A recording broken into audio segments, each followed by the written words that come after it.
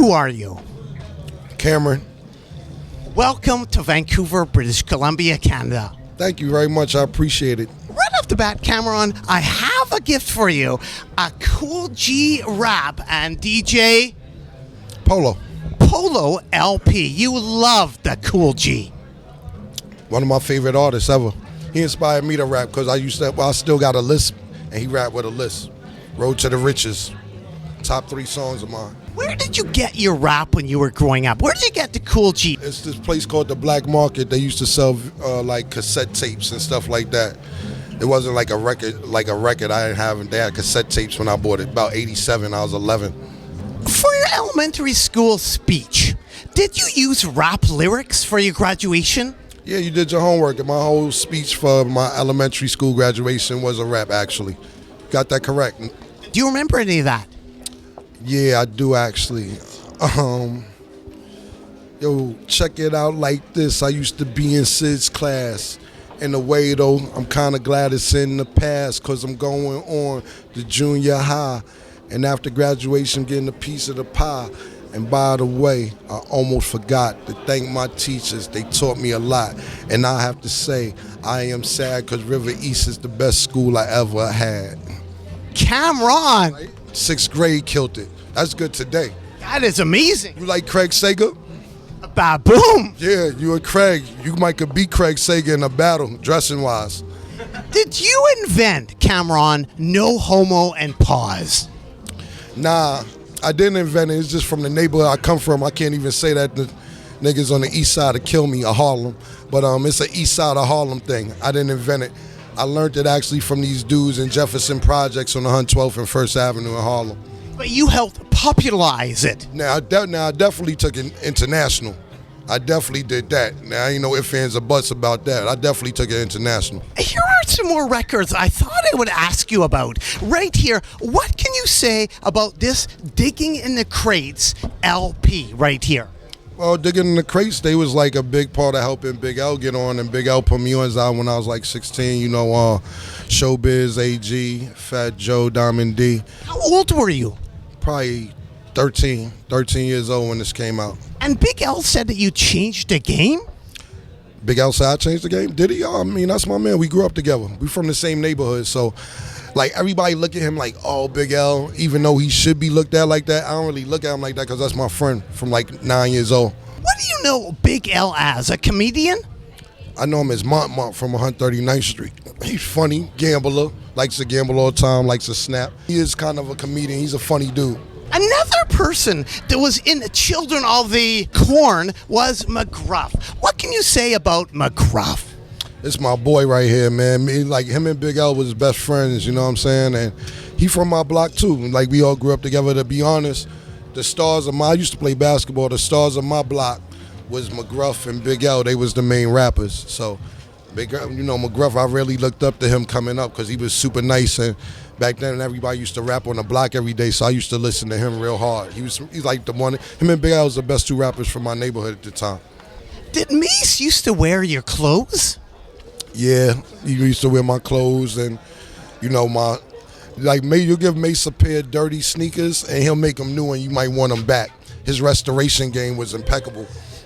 Did you also do security for Mace at one time? I was never security, but he didn't have security. I used to go on tour with him to make sure he was good, but I wasn't actually labeled as security, no, but I used to make sure he was good. I gave this record right here to Drake. Horse and Carriage. Wow. Looking very dapper. Civilized. Yeah, he's looking very civilized. Featuring your boy Mace right there. Yeah, man. I mean, that two guys that I definitely wanted to be growing up, and especially at this time. I mean, it was just they had their city away. It's just that same thing I've been talking about. Just guys that pretty much brought new energy to the city, and man, it was just how much it's just surreal to watch those guys. How much money can one guy have? How fly can they be? It was just Cam and Mace were epic, And Loon, don't forget about Loon. Everyone always wants to forget about Loon, but Loon was a part of that, man. Yo, shout out to Loon, man. Loon, I see you. Thanks, Drake. Appreciate it. What can you say about this look right here? Are you dapper? Yeah, I stay dapper. I'm always dapper. I'm dapper now, actually. But this is a very clean look, right? I always say more clean than dapper. Drake loved that you brought new energy to the city. Yeah, I mean, I appreciate him liking what we doing. You know, I like what Drake does also. You know, I'm a big Drake fan, so I appreciate him showing love. He said also, how fly can you be? How much money can you have? It's never enough. He also gave a special shout out after looking at Horse and Carriage to Loon. What can you say about Loon? Loon's from my neighborhood too. Loon started rapping later though. You know, Loon wasn't really rapping in the beginning. Loon was in the hood running around. Then he moved to California. He started gangbanging out there. Then he came back to New York and all that. But he's from our neighborhood also. Did you see Menace to Society 16 times? Maybe more than that. That's like one of my top 3 movies, so I might have seen it more than that. Dame Dash presents Champions. This was dope. Dame was real creative. He put me in my first movie ever, which was paid in full. So this was a real dope album. This is when I first got to Rockefeller, and I got with all the rest of the crew over there, but it was a dope look. Did you have a real gun? When I did my audition, I went to audition with a real gun. That's how bad I wanted the part. So you know what's crazy? I was telling somebody the other day, I'm really trying to get my audition tape, because when I was working with the other person reading the part, I pulled out a real gun, and everybody shut the whole audition down. Thanks, yo. And that was shot in Toronto? The actual movie? About 80%. 80% was shot in Toronto. The other 20% was in Harlem. Do you have a favorite line from it? From Painful? Niggas get shot every day, B. Quote, hit her with that I don't know that one. doogie. Wait, tell me, I'm lost on this one. Hit her with that doogie shit. Hit her with that dookie shit. I said that? Yes, you said that. Oh, I don't remember. You know, I got so many songs and shit. I don't remember. Is this from a movie or from a song? This is from Paid in Full. I said, hit her with that dookie shit. I don't remember, man. You know, I freestyled a lot of that movie. You know, they kept a lot of my shit from improv because the lines was whack. And I was like, I really can't do these lines. So I did a lot of improv. Like all that Kermit the Frog shit, that shit wasn't in the script. I did all that shit on my own. So pardon me if I don't remember. I was freestyling a lot of that shit. Right now, I want to ask you about a whole bunch of Harlem bands and crews. Kumo D, yeah, he was out when I was like 12 years old. He was tough. Him and LL was battling each other and shit, but he ain't really from my part of Harlem.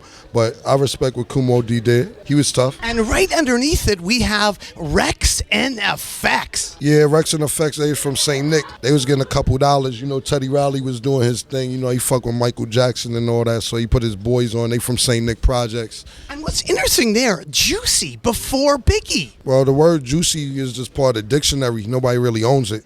So if you go Biggie, anybody could use it. The same sample. Right? Oh, yeah?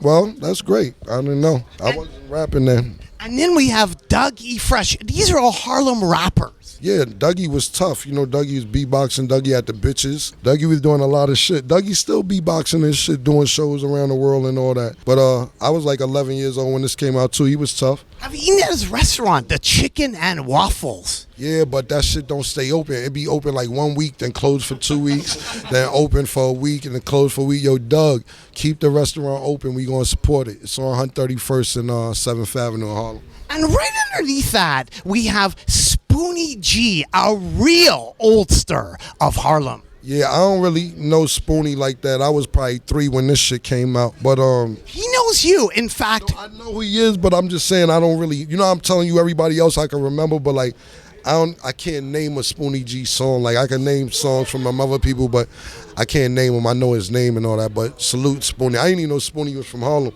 Yes, and quote, I've never met Cameron. I have a lot of respect for him. I like him. Uncut.com. Yeah, I mean, I respect anybody who paved the way that's from my hood, so thanks, Spoonie. I appreciate it. Hopefully we'll meet one day. Right here, the sounds of Harlem World by Lovebug Starsky, the Harlem World crew. Right. You know, Harlem World was a club. I don't know. I was like 5 years old when this shit came out too, but like I remember like my uncles and shit going to a club. It was called Harlem World. Then Mace took the name and started using the name Harlem World, but it was a club first. and DJ was real big time at that time. And then, of course, Mace took. Mace took Harlem World. This shit, these niggas' names was all out. These my niggas. This is my brother who passed away, Hud Six, Cardi, Stace, Blank, Mino, Loon.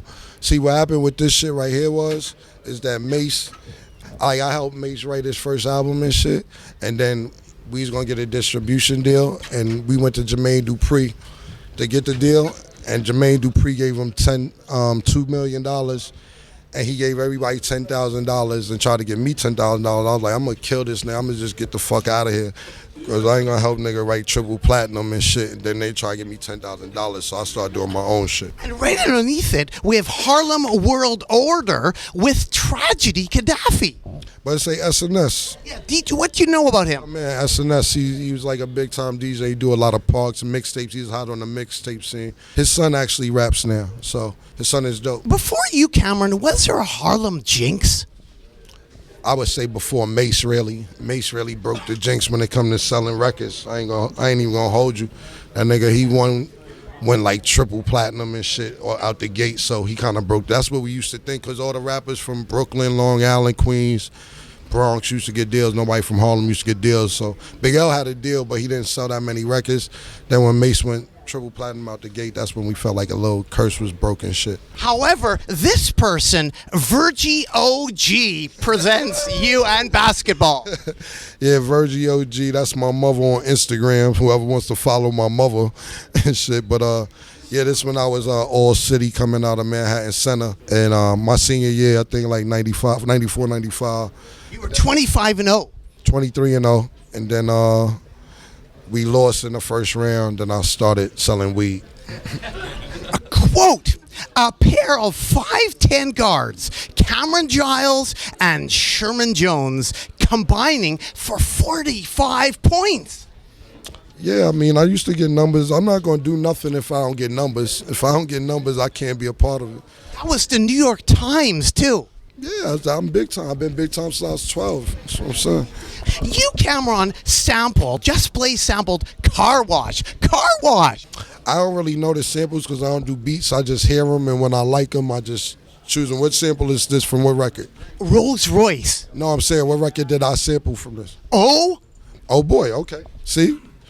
This was tough. See, the thing about this song here is that we just stole this from Just. We took it. He didn't want to give it to us. And Joel's convinced me to just take the shit from him. Like, yo, it was a CD in the studio and shit. And the nigga, it was Just Blaze on it. And the nigga Just was like, don't take my beats. And we was like, we're going to take your beat. And we took it and put it on the radio. And it was hot. Just was actually really mad about that we did that. That's my man now, though, but he was mad about that shit. You did do the Night Court theme, though. Yeah. I mean, like I said, and the Monday Night Football theme. And Magnum PI theme. So you know your samples. No, but those are TV shows, too, so I know them from TV. So Rolls Royce, I don't know what year that shit came out. I ain't listening to Rolls Royce on my own time. But what I'm saying is I don't really make beats. I hear them and I like them. And then if I like it, I just run with it. Have you seen this particular zine right here, Killa Cam, all about the lyrics to Killa Cam? Yeah, I've seen this. These people, they gave it to me. This is dope. I don't remember who did this, but Wreck. Yeah, this was tough. Yeah, I remember they sent a few to my house. This was really dope. It was really creative too. I would have never thought of anything like this. But this was real creative. Ice like what, Winnipeg? Winnipeg. Yeah, Canada. I got Pataki in. You got Pataki where? In me. Pause. Baboom. No homo. And I wanted to ask you right here about the sticker sheet that comes with the Killa Cam zine. Amazing. Yeah, you gotta really give the props to Rec for doing this. They created all this stuff, and everything was dope about it. When you look at the lyrics, they put it together really funny. It was dope. This is really creative. What about Sylvia's? Do you like Sylvia's at all? Like the classic Harlem place? Nah, all tourists be in Sylvia's. Sylvia's is cool, but she don't even be there no more. She sold that shit. It's just called Sylvia's. She don't even own the shit no more. So nobody really goes to Sylvia's. I go to United Fried on 139th Street in Lenox and get Keo breasts. What about Amy Ruth's or Charles's Chicken? I fuck with Amy Ruth. Amy Ruth is like the new Sylvia's. Like they what Sylvia's used to be. And you and Pun had fun with the water gun? This nigga is rapping. You and Pun had fun with a water gun? Big Pun used to ride around with a, God bless the dead, with a water gun in the back of his SUV in the middle of the winter and just spray like crackheads and shit. Like he'll put a gun out and think it was fucking, crackheads would start running, he'll just shoot them with like super soakers and shit. And I was in his car and used to be looking like this nigga's crazy. But that was my man, we used to hang out a lot. Impersonations. Are you good with impersonations? Am I good with impersonating you? Bah, boom! I don't really do too many impersonations, but You can do Nardwuar, the human serviette. What about Jay-Z? I can't do Jay-Z. Who can you do, Cameron? I can do myself, pause. That's it. Bah, boom. Boom. Why should people care about Cameron? Why should people care? I don't care if you care or not. That's why people care. Because I really don't give a fuck if you like me or you don't like me. You like me or you hate me. It's really no in between. And I can really care what you or anybody else thinks. Well, thanks so much, Cameron. Keep on rocking in the free world and doo-doo-loo-doo. Doody-doo-doo-doo.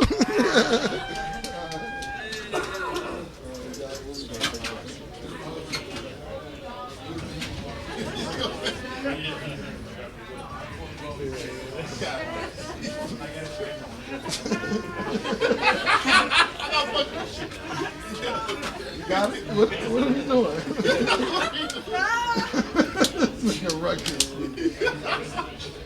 Yo. Dipset. Love my nigga.